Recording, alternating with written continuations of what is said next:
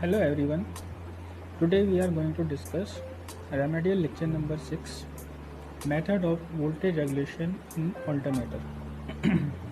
There are various methods used for determining the voltage regulation in an alternator.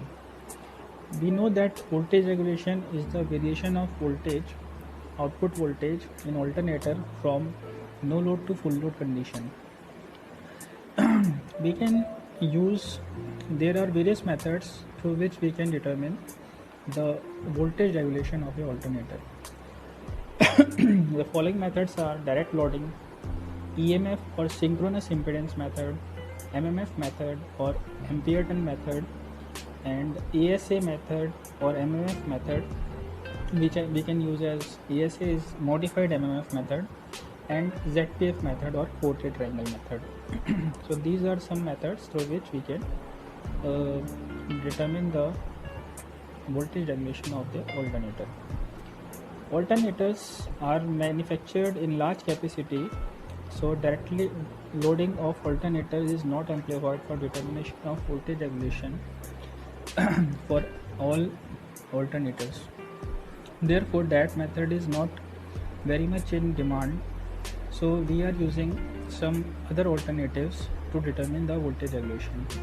The first method we discuss here is EMF method or synchronous impedance method to determine the voltage regulation. In this method, we will find out synchronous impedance first using the open circuit characteristic and short circuit characteristic of the alternator. And after determining the synchronous impedance, we will further determine the voltage regulation. Let us discuss how we will determine the voltage regulation using EMF method. Here, the magnetic circuit is assumed to be unsaturated, and rotor and stator are replaced by their equivalent EMF, hence called EMF method, because MMF produced by the rotor and stator are replaced by their equivalent EMF. To determine the voltage regulation by this method, the following informations are required. Number 1 is armature resistance per phase of the alternator, open circuit and short circuit characteristic of the alternator. We will find out the short circuit current and open circuit voltage from these two characteristics. And we know that synchronous impedance is the ratio of open circuit voltage to the short circuit current.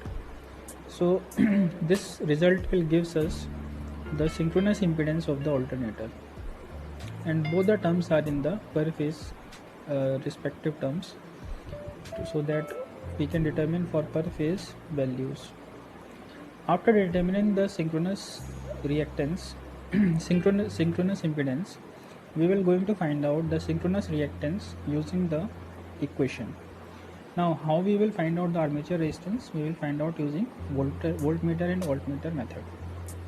So after determining the synchronous impedance, we will find out the synchronous reactance using this equation.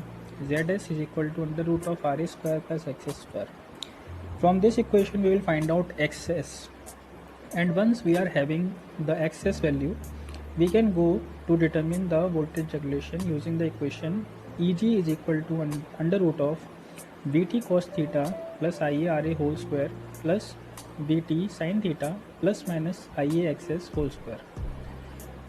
We got this equation from this phasor diagram, where we can have Eg is equal to Vt plus Vt cos theta plus Ia Ra square whole square and Vt sin theta plus minus Ia Xs whole square. Here we have used plus minus sign for lagging power factor and leading power factor load. Once we determine this equation, we have the value. We have the value of cos theta, sin theta, Ia, Ra and Xs.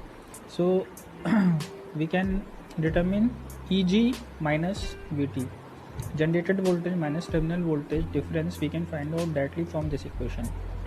And voltage regulation is nothing but the difference between no load voltage to full load voltage, or no load generated EMF minus rated terminal voltage per phase. So this method can be helpful for us to determine the voltage regulation, but it gives us approximate result. This method gives us the approximate result, and the approximate value we can find out using this method, which is greater than the actual value of the voltage regulation.